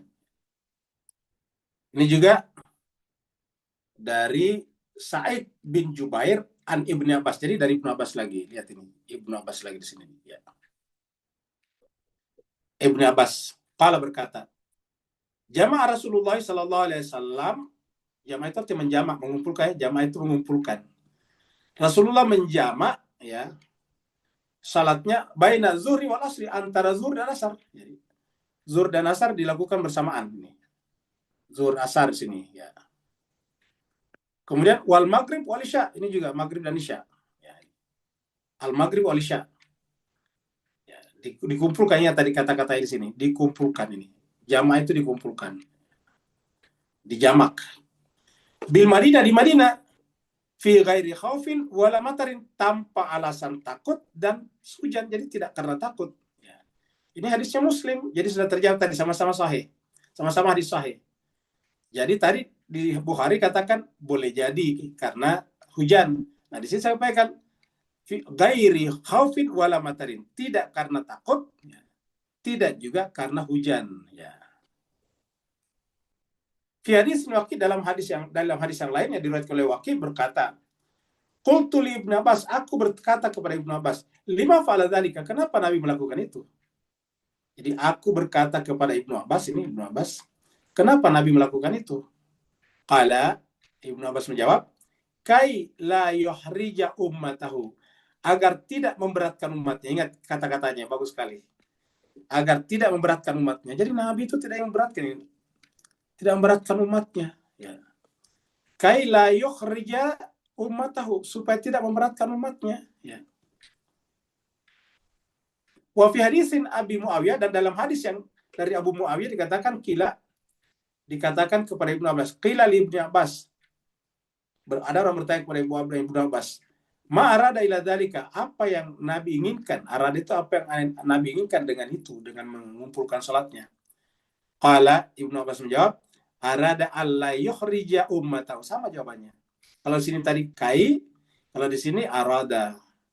Karena Nabi tidak ingin menyulitkan umatnya. Jadi jelas sekali jawabannya. Ini hadis riwayat Muslim nomor 1151. 1151 ya ini. Hadis berikutnya.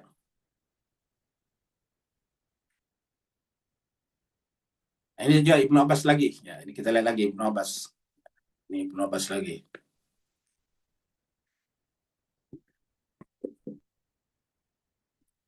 An Ibnu Abbas qala,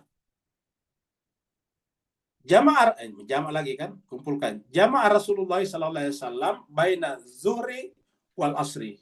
Nabi menjamak salatnya antara zuhur dan asar, wal maghrib wal isya, antara maghrib dan isya. Bil Madinah, di Madinah, di kota Madinah. Min ghairi khaufin wala matarin. Sudah berapa kali nih? Tidak ada alasan takut dan tidak ada alasan hujan. Tanpa takut, tanpa hujan. Faqila li Ibnu Abbas, maka dikatakan kepada Ibnu Abbas, ma arada ila dzalika, apa yang Nabi inginkan dengan menjamak salatnya padahal di Madinah? Qala, Ibnu Abbas menjawab, arada alla yukhrija ummatahu, Karena Nabi tidak ingin menyulitkan umatnya. Ingat, arada an la yuhrija ummatahu. Dia ingin tidak menyulitkan umatnya, tidak memberatkan umatnya. Hadis riwayat Abu Daud nomor 1025. Jadi sudah kita lihat sudah berapa hadis ya. Setelah hadis berikutnya. Nah, ini adalah hadis riwayat ini adalah hadis terakhir ini ya. Bahwa ini hadisnya banyak sekali, ya, riwayatnya banyak. Nah, ini adalah yang menyampaikan ini adalah ahli hadis, tapi diriwayatkan dalam Imam Tirmizi nomor 172. Sini katakan an Sa'id bin Jubair an Ibnu Abbas, jadi Sa'id bin Jubair dari Ibnu Abbas. Jadi lagi-lagi Ibnu Abbas di sini. Qala berkata, ingat yang namanya Ibnu Abbas itu sezaman dengan Nabi ya. Ibnu Abbas itu adalah sepupunya Nabi. Karena Ibnu itu artinya anaknya Abbas. Jadi nama aslinya itu Abdullah Ibnu Abbas. Jadi nama aslinya ini Abdullah Ibnu Abbas, tapi biasa dipanggil Ibnu Abbas saja. Jadi kalau Nabi kan Muhammad bin Abdullah, Abbas adalah adik daripada Abdullah. Ya. Jadi sepupunya Nabi. Qala berkata, jama'a Rasulullah sallallahu alaihi wasallam baina zuhri wal asri wa bainal maghrib wal isya. Rasulullah menjamak salatnya antara zuhur dan asar dan antara maghrib dan isya. Di mana? Bil Madinah, di Madinah, tidak dalam keadaan safar. Min ghairi khaufin wala matarin, tidak dalam keadaan takut, misalnya takut karena misalnya banyak hewan buas atau karena perang, wala matarin atau tidak juga karena hujan. Qala faqila li Ibnu Abbas, perawi berkata, lalu ditanyakan kepada Ibnu Abbas, ma'arada bidzalika, kenapa Nabi melakukan itu? Apa yang Nabi inginkan? Qala, Ibnu Abbas menjawab, arada an la yuhrija ummatahu. Nabi tidak ingin memberatkan umatnya. Wa fil bab, dan di dalam bab yang sama, maksudnya tentang pembicaraan yang sama, juga ada hadis dari Abu Hurairah, bukan hanya dari Ibnu Abbas. Berkata Abu Isa ini adalah ahli hadis ya. Abu Isa ini adalah muhakkik hadis, ahli hadis.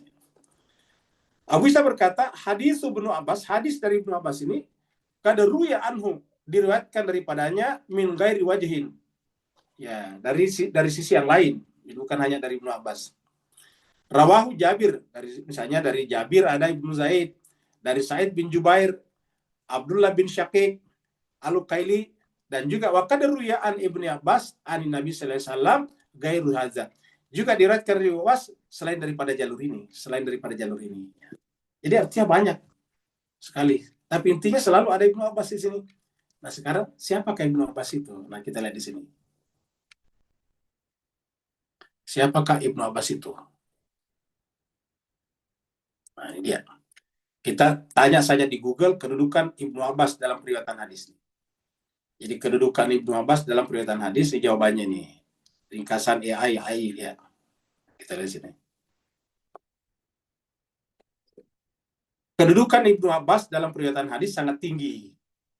Ia dikenal sebagai salah satu sahabat perawi hadis terbanyak dengan jumlah lebih dari 1.600 hadis. Ia juga seorang ahli tafsir, ahli fikih, dan ilmu agama secara umum. Dijuluki Habrul Ummah, tintanya ummah.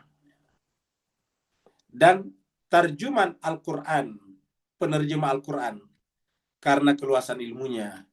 Ibnu Abbas menjadi perawi penting karena kedekatannya dengan Nabi Muhammad SAW dan doa khusus yang diberikan Nabi untuknya. Jadi Nabi pernah mendoakannya.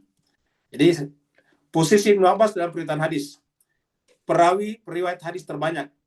Ibnu Abbas berada di urutan kelima sebagai sahabat yang paling banyak meriwayatkan hadis dengan jumlah lebih dari 1.600 hadis, baik matannya maupun sanadnya.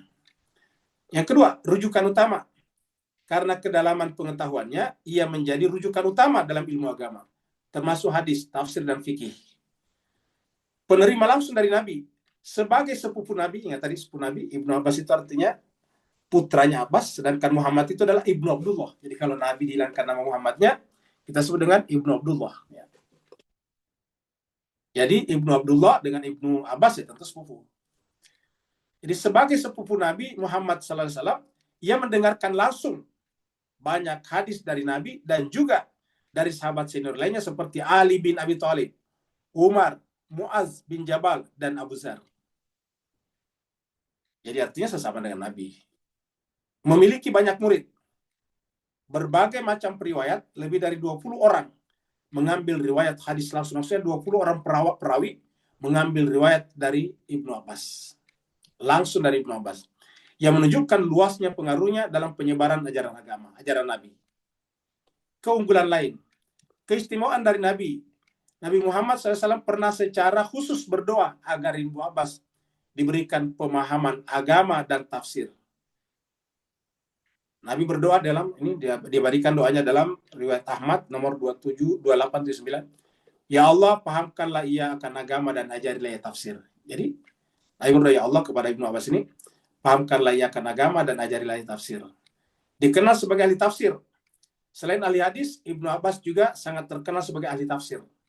Dengan julukan turjuman Al-Quran, penerjemah Al-Quran. Dan Raisul Mufassirin, pemimpinnya para mufassir.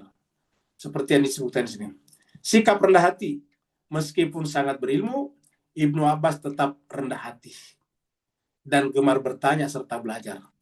Ia pernah berkata bahwa ilmunya dibanding ilmu Ali bin Abi Thalib bagaikan tetesan air hujan yang jatuh ke samudra. Jemaah sekalian terbahagia, lihat.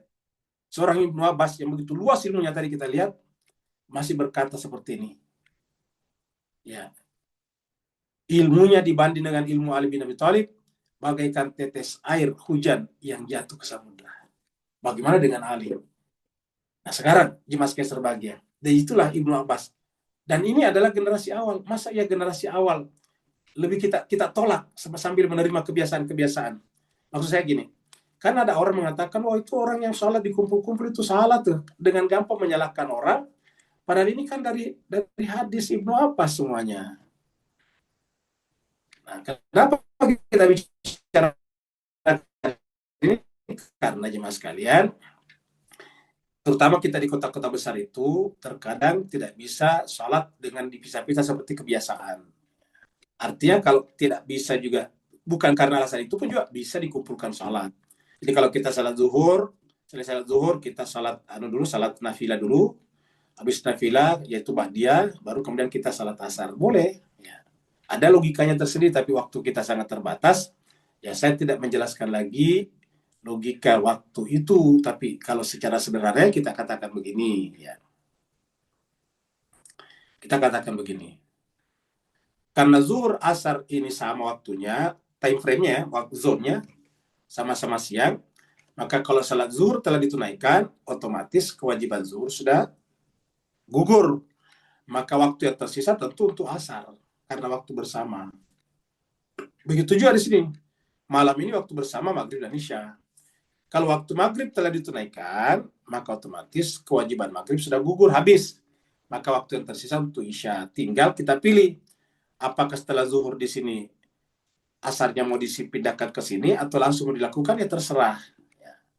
Cuma kita tidak ingin gampang menyalahkan orang lain. Ada orang yang setelah salat zuhur, salat asar langsung. Tidak salah juga berdasarkan ini. Ya. Kalau mau pisah-pisah, ya silakan. Karena waktunya memang sampai sini. Ya, sampai terbenam matahari di sini. Misalnya, Bapak Ibu salat zuhur di sini, salat asar di sini, ya tentu tidak salah. Cuma saja sudah mepet ini. Ya, Nabi menganjurkan kita melakukan salat di awal waktu. Karena takutnya misalnya kalau kita sudah salat zuhur di sini, salat asarnya kita lakukan di sini, bagaimana kalau di tengah-tengah ini kita meninggal misalnya? Atau kalau perempuan, mohon maaf, masih menstruasi, maka berhutang dia di situ. Nah, maka sedapat mungkin setelah selesai satu, dilakukan yang lain. Karena Al-Quran mengatakan, fa'idha faragta fansab. Kalau sudah selesai satu, langsung lakukan yang lain. Terima kasih banyak atas perhatian Bapak Ibu sekalian. Mohon maaf atas segala kekurangan. Kalau ini semuanya benar dari Allah SWT, kalau ada kurang dan khilafnya, itu adalah kekurangan dan khilafan al-fakir, mohon dimaafkan. Ingat, pembahasan kita ini hanya sekedar informasi dan pengetahuan. Kita dipersilakan Allah untuk melakukan sesuai dengan apa yang kita yakini masing-masing. Bahkan dalam lebih luas, Al-Quran mengatakan, "Faman syaa falyu'min, wa man syaa falyakfur." Yang mau iman silakan, yang mau ingkar silakan. Jadi Al-Quran sendiri ataukah Allah sendiri memberikan kebebasan seperti itu, apalagi berkenaan dengan pendapat ataukah seperti yang disampaikan Al-Quran dan hadis ini. Terima kasih banyak. Yang mau bertanya dipersilakan. Pak Ustadz, Pak Ustadz. Ayo Pak Rum, silakan Pak Rum. Pak Ustadz, Ya. bagaimana kalau saya melakukan sholat Isya, saya lanjutkan dengan sholat tahajud? Apakah salah itu? Karena itu kan masuk dalam frame time-nya waktu 3 itu. Bagaimana menurut Pak Ustadz? Baik. Jadi kalau misalnya Pak Rum salat tahajud, boleh saja, nggak ada masalah. Ya. Begitu. Tapi dengan catatan, Pak Rum juga sudah melakukan salat maghrib tadi, maghrib isya. Iya, tentu. Karena kalau sudah melakukan salat tahajud, berarti otomatis waktu salat maghrib isya sudah habis. Ya. Karena sudah disela dengan salat tahajud. Begitu. Ya, tidak keliru ya Pak Ustadz ya? Tidak keliru, benar juga Pak Rum. Tidak ada masalah. Karena salat tahajud ini bisa dilakukan sebelum tidur atau setelah tidur. Mantap Ustadz. Sebelum tidur artinya apa ya? Setelah salat isya bisa dilakukan sampai menjelang subuh. Ya. Yang lain lagi? Ya, sama-sama. Assalamualaikum Ustaz. Waalaikumsalam. Silakan Pak Nur. Alhamdulillah, barakallahu fi azim. Assalamualaikum Muhammad wa alihi wa barakatuh. Astagfirullahaladzim. Ustaz, beri pencerahan lanjut Ustaz. Pemandangan ayat ni Makiyah 78 dan perintah Aqimus Salat tadi berlaku ketika tengah-tengah kita berbicara antara perioda Mekah dengan Madinah. Kemudian benda ni dilanjutkan dengan tambahan tahajud pada ayat 79. So, apakah mereka mendirikan solat sejak awal periode antara 13 tahun ni ataupun ada benda-benda yang kita terlepas pandang? Kenapa Allah sampai pakai perkataan Aqimi, kemudian solat yang berkaitan dengan akar kata selawat tadi Ustaz? Barakallahu fi afwan. Baik, terima kasih banyak Pak Nur. Jadi cuma sekali serbagi ayat ini turun di surat Al-Isra dan karena turun di Mekahnya menjelang Nabi hijrah. Maka kemudian Nabi nanti mewajibkannya setelah sampai di Madinah. Lalu, tetapi ingat, salat sudah dilakukan jauh sebelum itu. Salat ini kan sebetulnya tidak wajib hanya kepada Nabi Muhammad saja dan pengikutnya, tapi sejak dari dahulu. Sejak Nabi Adam, Nabi Nuh, Nabi Idris, semuanya salat. Ya. Jadi cuma pada setiap Nabi diperbarui perintahnya. Pada Nabi Muhammad diperbarui. Tapi sebelum turun kata Aqimis Salat atau ayat Aqimis Salat liduluki syam tadi, Nabi sudah salat. Jauh sebelum diangkat, jauh sebelum sebelum turun ayat tersebut. Di mana ayatnya? Ada di dalam surat Al-Alaq. Mari kita lihat di sini. Ya. Jadi kita lihat di dalam surat Al-Alaq, surat yang ke-96. Kita tahu surat yang pertama turun adalah surat Al-Alaq. Paling pertama turun artinya awal-awal Muhammad menjadi nabi di Mekah. Ya. Sini ada ayatnya menjelaskan tentang Nabi itu salat. Ya. Nih, ayatnya 9 dan 10. Ara'aital ladzi yanha. Bagaimana pendapatmu? Atau apakah engkau telah melihat? Jadi ini ara'aita bisa bermakna bagaimana pendapatmu, bisa juga apakah engkau telah melihat? Alladzi, orang yang yanha, melarang. Abadan, seorang hamba. Siapa seorang hamba di sini? Nabi. Ya. Idza shalat, ketika salat. Jadi idza shalat, jadi Nabi sudah salat ini. Ya, ini seorang hamba ketika melaksanakan salat, sini ada footnote-nya. Yang melarang adalah Abu Jahal. Dan yang dilarang adalah Rasulullah. Jadi yanha, yang melarang adalah Abu Jahal ini. Sedangkan yang dilarang abdan adalah Rasulullah. Ya. Tetapi usaha ini tidak berhasil karena Abu Jahal melihat sesuatu yang menakutkan seterusnya. Jadi intinya adalah ini kejadiannya di awal-awal kenabian. Jadi Nabi sudah salat. Ya. Jadi dengan demikian salat itu sudah dilakukan Nabi, cuma diwajibkan kepada umat setelah tadi diperbarui oleh Allah melalui surat Al-Isra menjelang Nabi hijrah ke Yastrib. Karena pada saat Nabi mau hijrah itu kan tidak mungkin Nabi menyampaikan kewajiban itu karena sahabat-sahabat ini bersembunyi lalu kemudian mengendap-endap bersembunyi untuk hijrah ke Yastrib. Itu kan berhijrah ke Yastrib tidak bersamaan. Jadi jemaah sekalian, sahabat-sahabat Nabi dulu dari Mekah berhijrah ke Yatsrib atau ke Madinah itu tidak bersamaan. Ya, satu kelompok. Ya, sampai suatu saat Abu Jahal dan teman-temannya ini kemudian heran, kok Mekah tiba-tiba kosong sebagian besar penduduknya. Rata-rata yang menghilang adalah pengikut Muhammad. Nah begitu. Nah, dalam kondisi seperti ini tidak mungkin mereka diwajibkan sholat. Kenapa? Karena dalam kondisi seperti itu. Maka setelah sampai di Madinah Yatsrib, makanya yang pertama Nabi lakukan dulu adalah membangun masjid. Untuk apa? Untuk melaksanakan perintah sholat tersebut. Ada lagi yang lain? Assalamualaikum Ustaz. Waalaikumsalam warahmatullahi wabarakatuh, Mas Afan. Fadal. Ustaz Afwan. Ana cuma terfikir, apakah tentang berhubung dengan faktor salat ni Ustaz? Apakah faktor yang menyebabkan bercelarunya pelaksanaan solat? Terutama kita lihat bermacam-macam, seperti ada yang baca basmalah, ada yang tak baca basmalah, ada yang tangan lurus, ada tangan yang sedekap.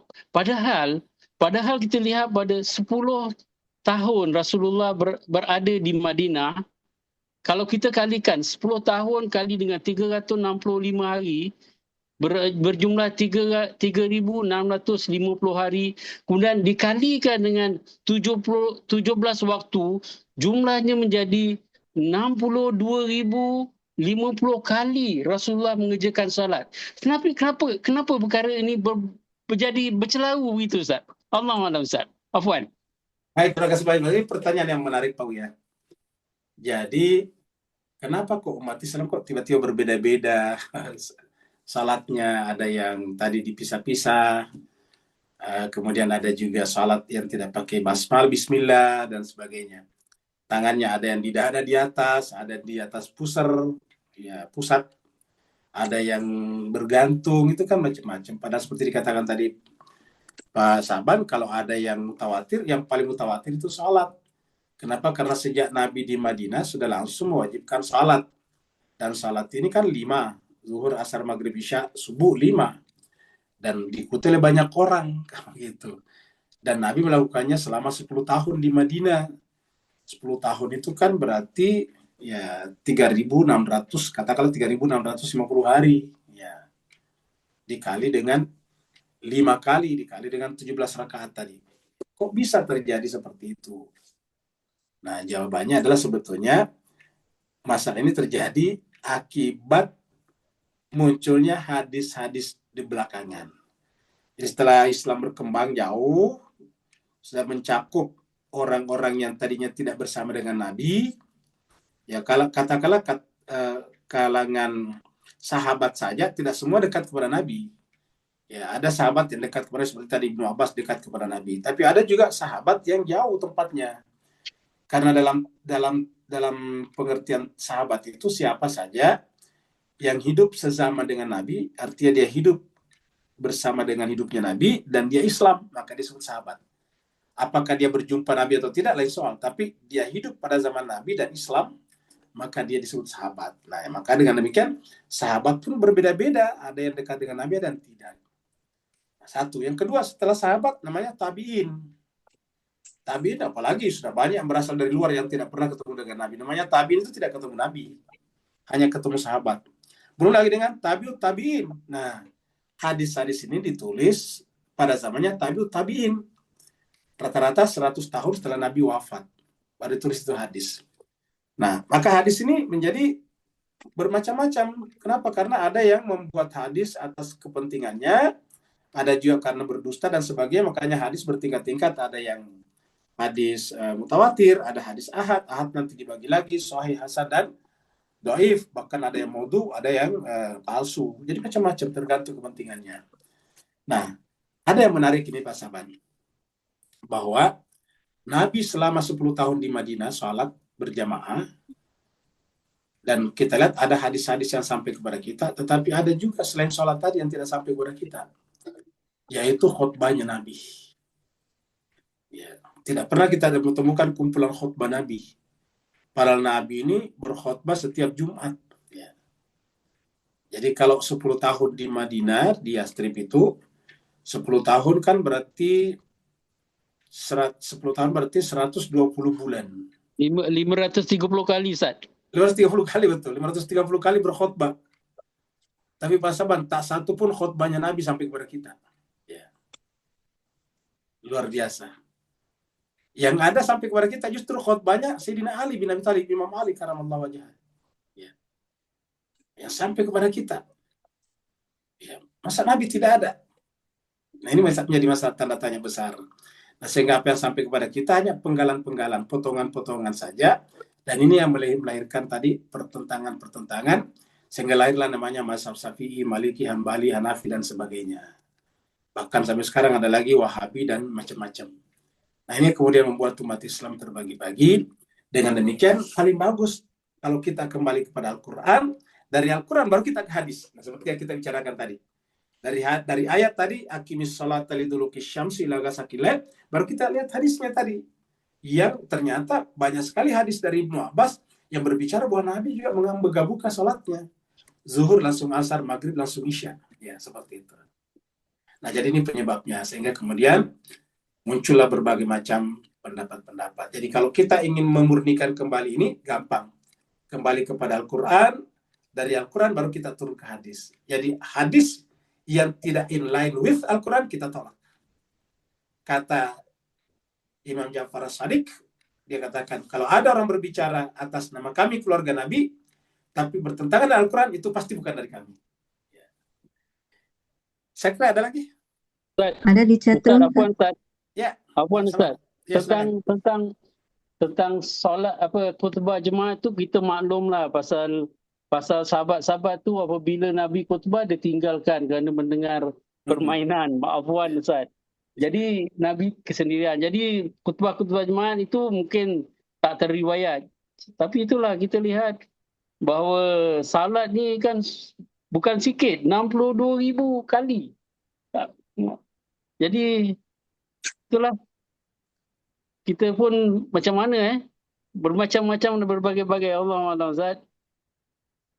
Jadi yang dikatakan Pak Saban tadi jemaah sekalian itu benar ya, diabadikan dalam surat Al-Jumu'ah surat 62 bahwa pada saat Nabi berkhutbah itu banyak orang meninggalkan Nabi. Nah, yang orang yang sezaman dengan Nabi tentu namanya sahabat berdasarkan definisi tadi. Berdasarkan definisi sahabat yang hidup sezaman dengan Nabi dan Islam tentu sahabat. Tapi diabadikan dalam surat Al-Jumu'ah, di situ dikatakan bahwa ketika Nabi berdiri sholat, ya mereka meninggalkan Nabi. Ya, mereka bubar di akhir surat Al-Jumu'ah itu. Nah, jadi inilah yang menjadi salah satu penyebab kenapa kurang yang bicarakan tadi. Tapi benar dikatakan tadi Pak Saban, tapi sholat itu kan 5 kali sehari semalam. Setiap hari, kalau khutbah kan cuma sekali seminggu. Jumat sekali seminggu. Kalau sholat ini kan setiap hari. Nah, kok kenapa terjadi persimpangan-persimpangan seperti ini? Nah, jadi dengan demikian yang bisa kita sampaikan adalah bahwa ya memang penyebab utamanya tadi adalah karena sumber-sumber itu menjadi terpecah. Ya, pada saat itu kan tiba-tiba banyak ulama. Nah, tentu ulama-ulama ini tentu ada yang benar, ada yang tidak benar juga. Ada yang benar tetapi tidak bagus ingatannya, ada yang tidak bagus ingatannya. Ada ilmunya luas, ada ilmunya sempit. Nah, seperti itulah. Nah, maka bagaimana caranya? Sebetulnya sederhana, kata Nabi. Mengikuti keluarga aku, kata Nabi. Jadi bukan berarti dilarang mengikuti sahabat, tetapi harus di reverse to keluarga Nabi. Karena keluarga Nabi itu orang paling dekat. Kalau sahabat itu kan tidak hidup 24 jam, 24/7 dengan Nabi. Ya. Kalau yang namanya keluarga kan boleh dikata 24/7 kan? Setiap saat bersama dengan Nabi, di rumahnya Nabi, dan sebagainya. Maka yang paling tahu tentang Nabi adalah keluarganya. Satu ya, itu yang secara akal. Nah, secara Al-Quran mengatakan bahwa yang disucikan itu dari lepas yang tidak terkena kepentingan-kepentingan dan pengaruh-pengaruh adalah keluarga Nabi. Innama yuridullah liyudhiba ankum rijsa ahlal bait, keluarga Nabi. Dan keluarga Nabi yang paling dekat itu adalah Sayyidina Ali, Fatimah Zahra, kemudian Al-Hasan dan Al-Husain. Nah, sayang seribu sayang, dalam hadis-hadis kita justru kita jarang mendengarkan riwayat dari mereka. Kebanyakan dari sahabat-sahabat yang justru di luar tadinya. Kalau Ibnu Abbas tadi oke lah masih dekat dengan Nabi, tapi ada yang justru jauh dari Nabi sebelumnya. Gitu. Kita ke apa namanya kita caturung dulu. Ya, ini dari Pak Burhan. Ini ada 3 soalan nih ya. Soalan pertama, sebagaimana yang terangkan tadi akan waktu salat lewat Al-Quran, namun bagaimana timbul salat waktu yang berbeda dengan saudara kita. Bilakah timbul perbedaan waktu salat ini ketimbang apa yang dicontohkan Rasulullah? Itu tadi setelah jauh dari Nabi, karena kita sampaikan waktu Nabi wafat, Islam itu belum terlalu luas menyebar. Jadi kita ulangi tadi, yang berjumpa langsung dengan Nabi hanya beberapa orang yang dekat yang ada di Madinah. Sedangkan yang masuk Islam itu ada berapa di luar. Bahkan di Madinah pun kalau di luar juga jauh, jarang berjumpa dengan Nabi di Mekah. Di Masjid Madinah. Jadi itu jarak. Lalu kemudian perkembangan Islam. Nah, maka seperti yang kita katakan tadi, ada sahabat juga berbeda-beda jaraknya. Kemudian setelah sahabat ada tabi'in. Tabi'in itu adalah tidak berjumpa dengan Nabi. Baru ada lagi tabi'in tidak berjumpa dengan sahabat pula. Nah, begitu. Nah, sehingga kemudian memungkinkan. Sementara pada saat itu belum ada tape recording ya, buat untuk merekod ya, belum ada alat-alat elektronik seperti sekarang. Belum ada radio, belum ada internet. Jadi waktu itu juga tulis-menulis juga tidak sebanyak sekarang, masih susah. Toko buku masih sangat sedikit. Bahkan boleh dikatakan di Mekah dan Madinah hampir kita tidak dengar ada informasi tentang toko buku. Toko kertas juga seperti itu. Jadi kesimpulannya, dengan segala keterbatasan itu memungkinkan pencatatan itu tidak berjalan dengan baik, sehingga transmisi informasi dari Nabi ke generasi berikutnya, next generasi, adalah menggunakan ingatan dari mulut ke mulut, dan itu memungkinkan terjadinya kesalahan. Kemudian yang kedua, sering dianjurkan untuk melakukan sholat pada waktu awal waktunya, dan sering dikaitkan dengan kelestarian kalimat. Seperti contoh si pelaku akan dimudahkan. Betul sekali ya, begitu. Jadi waktu sholat itu ketika memahami waktu sholat asar jam 3:30 ya tentu dianggap awal waktunya pada 3:30. Jadi artinya kita anggap yang seperti ini sudah tidak sejalan dengan Al-Quran tadi, karena Al-Quran tadi mengatakan zuhur asar itu waktunya sama sebetulnya, sehingga harusnya begitu selesai salat zuhur maka masuk waktu salat asar, tinggal kita mau melakukan di awal waktunya kah atau tidak di awal waktunya. Kemudian soalan ketiga, mengenai kegaiban Imam Mahdi. Apakah kegaibannya itu bertolak dari sejarah imam terdahulu yang semuanya Islam sekarang hidup dengan imamnya dirahasiakan mulanya sementara umat terdahulu? Ya karena dibunuh selalu 11 imam ini dibunuh. Imam Sayyidina Ali saja yang begitu terkenal, yang begitu fasih, disebut dengan paling fasih dalam berbicara, berpidato, berpikir, itu dibunuh pada saat itu. Jadi orang selevel Imam Ali tadi yang kata Ibnu Abbas tadi, ingat tadi Ibnu Abbas. Ibnu Abbas mengatakan bahwa ilmu saya dibanding dengan ilmunya Imam Sayyidina Ali itu sama dengan setetes air di lautan. Ya. Kita lihat tadi kata-kata di dalam artikel yang kita baca. Nah, bahkan pada saat itu Imam Ali yang begitu hebat ilmunya, tetapi dibunuh juga. Jadi seperti itulah. Jadi artinya apa? Ada memang upaya-upaya untuk mematikan, mewafatkan secara cepat sumber-sumber agama yang murni, sehingga kemudian akhirnya agama nanti banyak dipengaruhi oleh penguasa pada saat itu.